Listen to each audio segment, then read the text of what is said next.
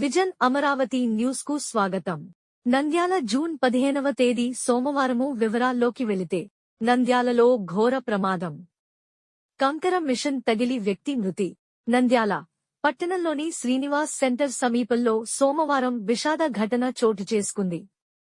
Srinivas centre నుంచి సంజీవనగర్ వైపు road నిర్మాణ పనులు జరుగుతున్న సమయంలో కంకర, సిమెంట్ కాంక్రీట్ మిషన్ తగిలి నడిగడ్డ ప్రాంతానికి చెందిన ఇవాంసా అనే వ్యక్తి మృతి చెందాడు.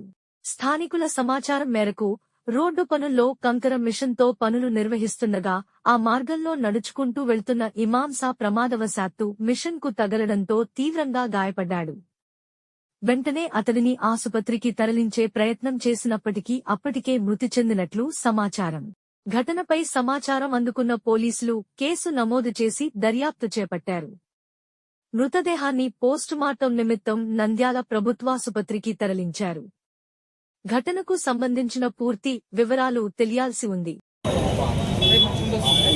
పక్కకు వస్తాను నాకు మంచి కనపడకుండా మధ్య మీద రోడ్ వేస్తారా? ఏమన్నా రోడ్ అని మనుషులు చెప్పేసి రోడ్లు వేస్తారా?